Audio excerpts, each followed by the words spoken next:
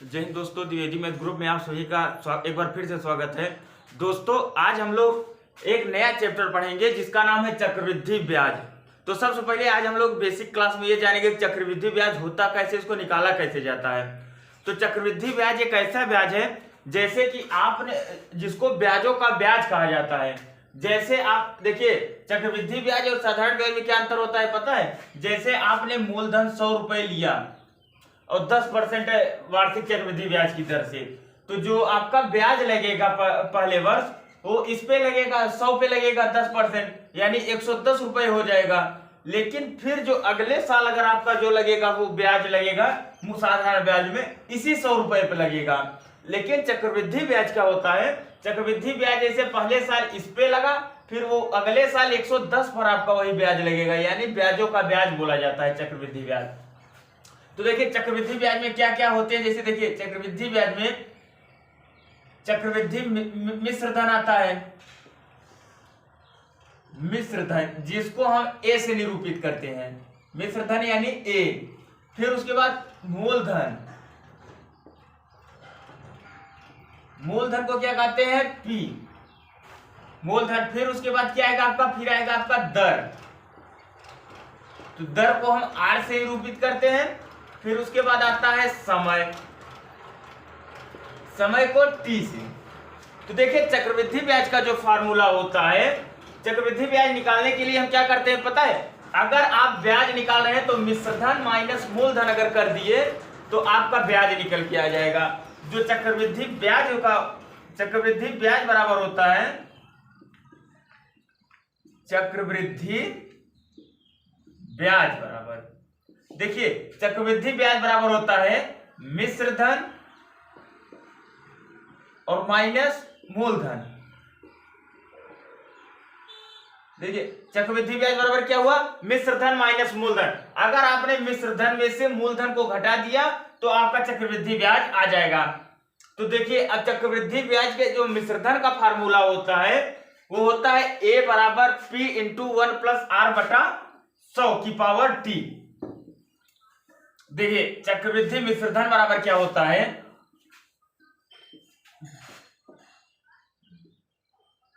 चक्रवृद्धि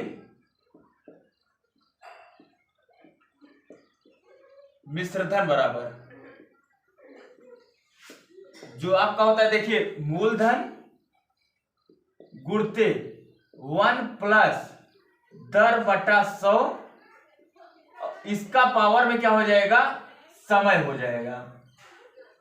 अब देखिए इसका क्या मतलब है, 1 प्लस दर बटा 100 की पावर समय, इसको आप कैसे करेंगे। देखिए मान लीजिए आपका मूलधन कितना है, 500 रुपए है। मान लीजिए आपका मूलधन कितना है, 500 रुपए है, और दर क्या है, दर आपका मान लीजिए 10% है, दर आपका 10% है, समय दिया है आपको 2 वर्ष। तो आप इसको सॉल्व कैसे करेंगे। तो चक्रवृद्धि मिश्रधन पूछ लिया, चक्रवृद्धि ब्याज ही पूछ लिया, तो आप कैसे करेंगे। देखिए तो हमने मूलधन 500 दिया था, दर 10% दिया था, समय 2 वर्ष दिया था।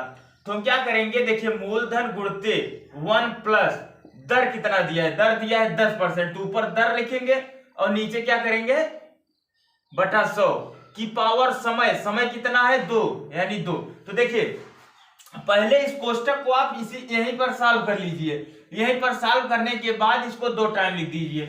तो देखिए एक जीरो से एक जीरो कट गया। अब देखिए इसको कैसे किया जाता है, 10 एकन्नम 10, इसका इसमें गुणा और प्लस इसका योग, इसका इसमें गुणा, देखिए इसको इसमें गुणा करना है, फिर इसको क्या करना है, जोड़ के इसको ऊपर लिख देना है और इसको नीचे ही रहने देना है। तो देखिए 500 गुणते 10 एकन्नम 10 और 10 प्लस 1 11, 11 बटा 10 की पावर कितना है 2 है। अब देखिए इतना किया, अब 11 बटा 10 की पावर 2। तो अब आप चाहे तो इसको इस 11 का स्क्वायर और बटा 10 का स्क्वायर लिख दीजिए, या फिर इसको करिए आप, या फिर आप इसको 500 गुणते 11 बटा 10 कर दीजिए, फिर गुणते 11 बटा 10 कर दीजिए, ये भी चलेगा। देखिए अगर आप स्क्वायर नहीं करना जानते तो इसको 2 टाइम लिख दीजिए। फिर देखिए कैसे काटेंगे आप, ये 2 जीरो से ये 2 जीरो कट गया, 11 11 में 121, तो 5 गुणते 121।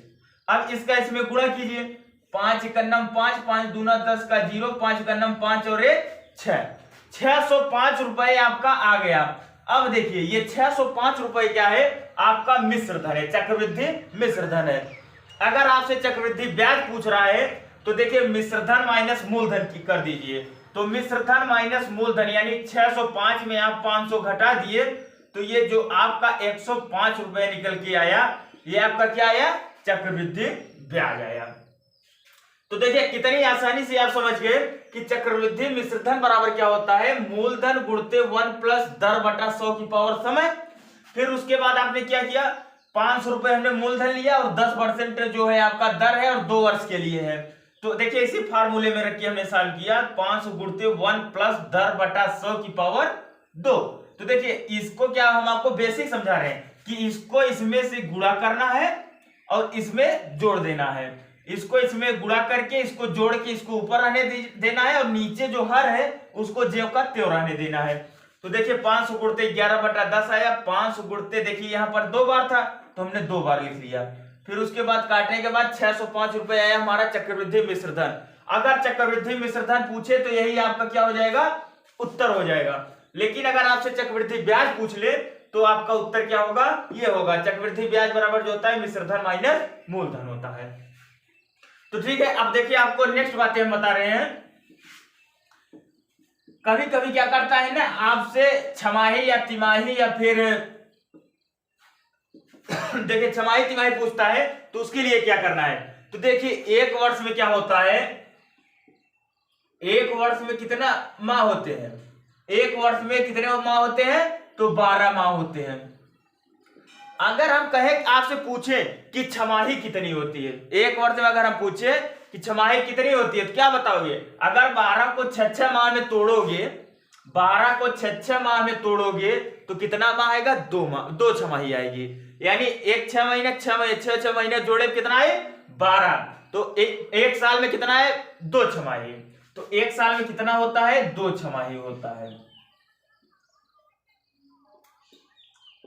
तो अगर आपसे पूछे कि मान लीजिए कोई क्वेश्चन दे, फिर उसके बाद एक वर्ष का आपको क्या दे दे, समय दे दे, और क्या दर आपको दे दे, 10% दे दे।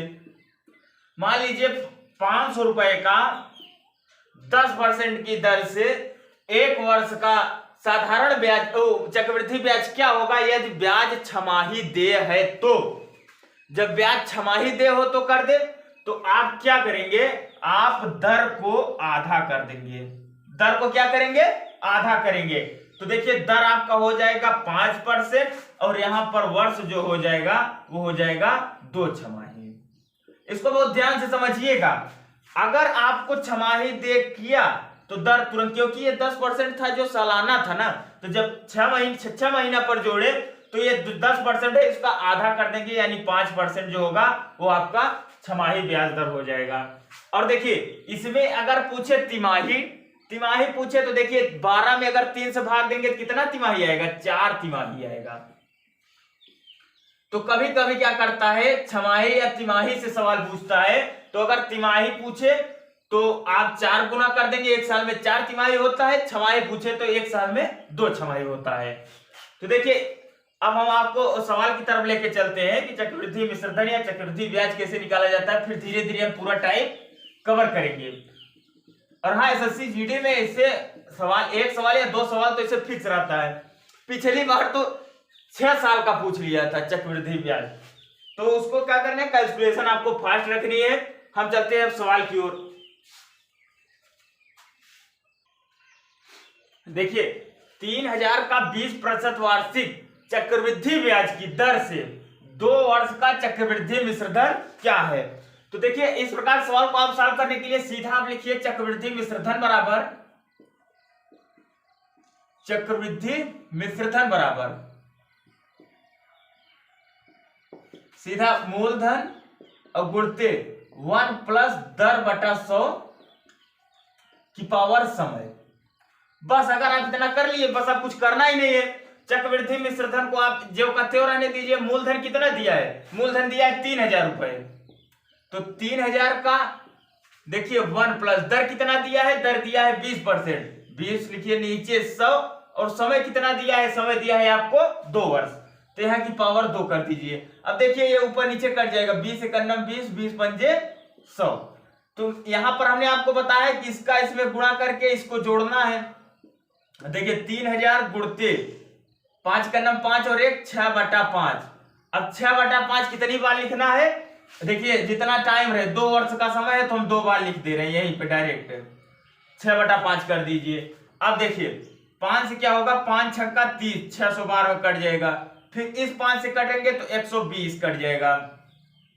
अब देखिए 12 6 72, 720 और फिर गुणते 6, तो यानी 6 0 0, 6 दूना 12, 6 7 42 और 1 43, 4320 रुपए जो निकल के आया वो आपका चक्रवृद्धि मिश्रधन निकल के आया। तो चक्रवृद्धि मिश्रधन आपसे पूछा था, अगर चक्रवृद्धि ब्याज पूछा होता तो 4320 में हम 3000 क्या करते, माइनस कर देते, तो जो आपका निकल के आता 1320 रुपए, ये आपका क्या था, चक्रवृद्धि ब्याज था। तो देखिए चक्रवृद्धि मिश्रधन या चक्रवृद्धि ब्याज कुछ भी आपसे पूछे अब आप बता सकते हैं। तो ठीक है दोस्तों, आज बेसिक क्लास में इतना ही, फिर कल से हम टाइप 2 में चलेंगे। थैंक यू, जय हिंद।